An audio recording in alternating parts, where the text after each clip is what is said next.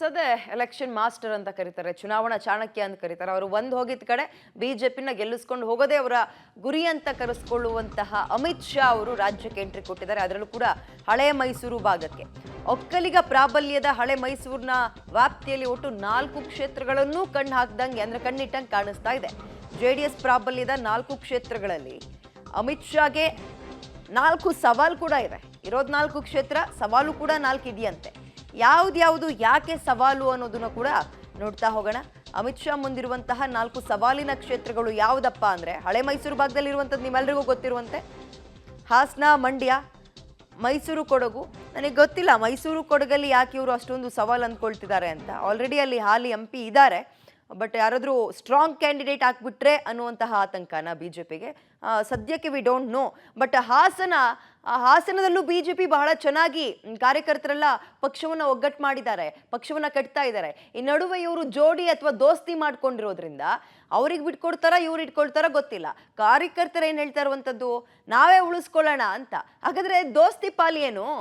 ಇರೋದು ಹಾಸನದಲ್ಲಿ ಅವ್ರು ಇರೋದು ಯಾರು, ಪ್ರಜ್ವಲ್ ರೇವಣ್ಣ ಅವರು, JDSನ MP. ಹೀಗಿರುವಾಗ 8 ವಿಧಾನಸಭಾ ಕ್ಷೇತ್ರಗಳಲ್ಲಿ ಬಿಜೆಪಿ 2, JDS 4, ಕಾಂಗ್ರೆಸ್ 2ರಲ್ಲಿ ಗೆದ್ದಿದೆ ಸದ್ಯಕ್ಕೆ.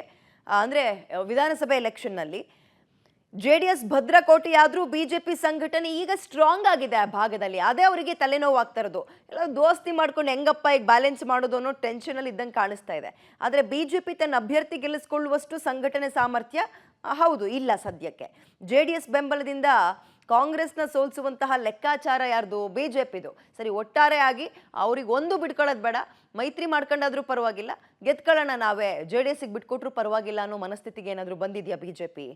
ಆದರೆ ಬಿಜೆಪಿ ಬಲದೊಂದಿಗೆ ಈ ಸಲವೂ ಕೂಡ ಕ್ಷೇತ್ರವನ್ನ ವಶಕ್ಕೆ ಪಡೆಯೋಕೆ JDS ಕೂಡ ತಂತ್ರವನ್ನ ರೂಪಿಸ್ತಾ ಇದೆ. ಬಿಜೆಪಿ JDS ಕಾರ್ಯಕರ್ತರ ನಡುವೆ ನಾಯಕರೇನೋ ಹೊಂದಾಗ್ಬಿಡ್ತಾರೆ ನೋಡಿ. ಯಾವಾಗಲೂ ಇಷ್ಟೇ, ಒಬ್ಬೊಬ್ರು ನಾಯಕರುಗಳು ಅವರ ಹಿತಾಸಕ್ತಿಗೋ ಅವರ ಲಾಭ ನಷ್ಟದ ಲೆಕ್ಕಾಚಾರ ಹಾಕೊಂಡು ಜಂಪಿಂಗ್ ಸ್ಟಾರ್ಗಳು ಆಗ್ಬಿಟ್ಟಿರ್ತಾರೆ, ಆ ಪಕ್ಷ ಈ ಪಕ್ಷ ಅಂತ. ಬಟ್ ಈಗ ಎರಡೂ ಪಕ್ಷಗಳು ಒಂಥರ ಜೊತೆಯಾಗಿದೆ. ನಾಯಕರುಗಳೇನೋ ಒಂದಾಗ್ಬಿಡ್ತಾರೆ, ಫ್ರೆಂಡ್ಸ್ ಅಂದ್ಬಿಡ್ತಾರೆ, ಕೈ ಇಟ್ಕೊಂಡು ಒಟ್ಟೊಟ್ಟಿಗೆ ನಾವು ಜೋಡೆತ್ತುಗಳೋ ಮತ್ತೊಂದು ಮಗದೊಂದು ಅಂತಾರೆ.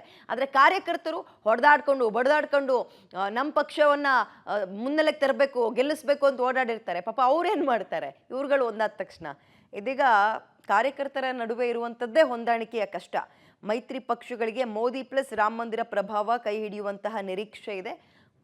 ಹೌದು, ಅವರು ಬರೀ ನಮ್ಮ ರಾಜ್ಯದಲ್ಲಿ ಮಾತ್ರ ಇದನ್ನು ಎಕ್ಸ್ಪೆಕ್ಟ್ ಮಾಡ್ತಾ ಇಲ್ಲ, ಇಡೀ ದೇಶದಲ್ಲೇ ಈ ಒಂದು ಗೆಲುವಿನ ನಿರೀಕ್ಷೆಯಲ್ಲಿದ್ದಾರೆ. ರಾಮ ಮಂದಿರ, ರಾಷ್ಟ್ರ ಮಂದಿರ, ರಾಮನೇ ಈ ಸಲ ಗೆಲ್ಲಿಸ್ಕೊಡ್ತಾ. ಅಂದರೆ ರಾಮ ಯಾರು ಪರವಾಗಿರ್ತಾನೋ ಏನಾಗುತ್ತೋ ಚುನಾವಣೆ ತನಕ ಕಾದು ನೋಡೋಣ. ಯಾಕಂದರೆ ಅಪೋಸಿಷನ್ ಪಾರ್ಟಿ ಅಂತ ಕರೆಸ್ಕೊಳ್ಳೋ INDA ಮೈತ್ರಿಕೂಟ ಕೂಡ ಅದು ಒಂಥರ ತಕಡಿಯಲ್ಲಿ ಕಪ್ಪೆ ಹಾಕ್ದಂಗೆ ಆಗಿದೆ. ಒಬ್ಬೊಬ್ರು ಒಂದೊಂದು ಕಡೆ ಒಂದು ಜಿಗಿತಾ ಇದ್ದಾರೆ.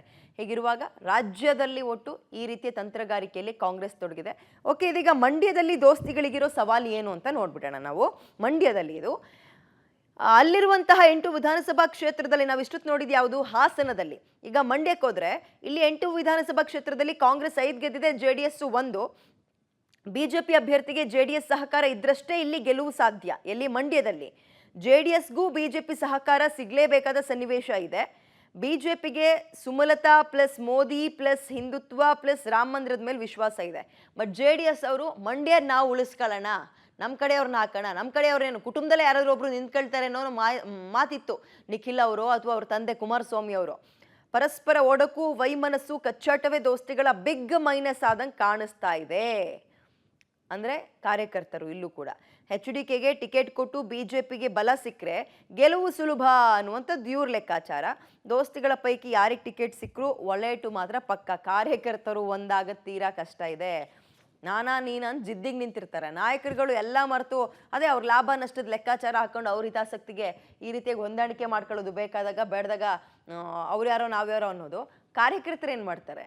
ಓಕೆ, ದೋಸ್ತಿ ಪಕ್ಷಗಳ ಒಡಕು ಕಾಂಗ್ರೆಸ್ಸಿಗೆ ಲಾಭ ಆಗ್ಬೋದು. ಇಲ್ಲಿ ಮಂಡ್ಯದಲ್ಲಿ ಸ್ಥಳೀಯ ಕಾರ್ಯಕರ್ತರಲ್ಲೂ ಹೊಂದಾಣಿಕೆಯದ್ದೇ ಸವಾಲಿದೆ.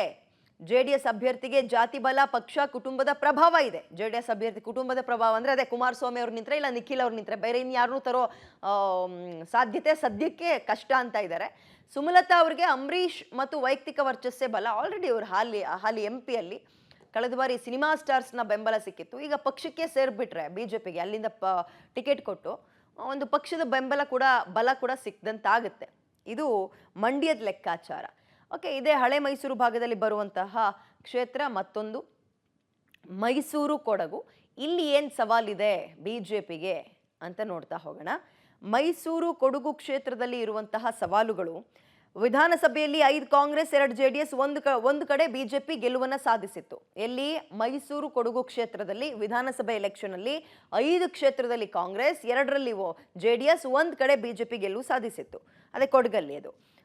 ಈಗಿರುವಾಗ ಮೈಸೂರು ಕೊಡಗು ಕ್ಷೇತ್ರದಲ್ಲಿ JDSಗೆ ಸ್ವಲ್ಪ ನೆಲೆ ಇದೆ ಕಂಪೇರ್ ಟು ಬಿಜೆಪಿ.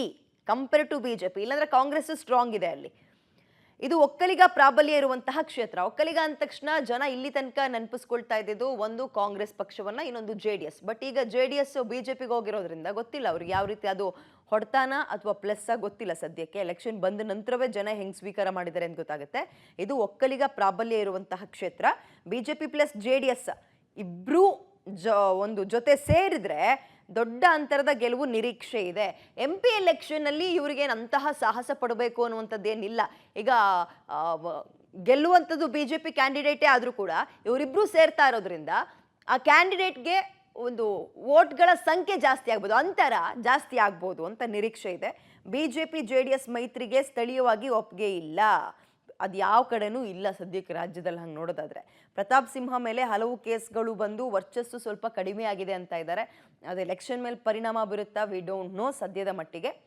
ಸೊ ಇದು ಮೈಸೂರು ಮತ್ತು ಕೊಡಗು ಕ್ಷೇತ್ರದಲ್ಲಿರುವಂತಹ ಸವಾಲುಗಳು ಈ ದೋಸ್ತಿಗೆ. ನೆಕ್ಸ್ಟ್ ಯಾವ್ದು ಬರುತ್ತೆ?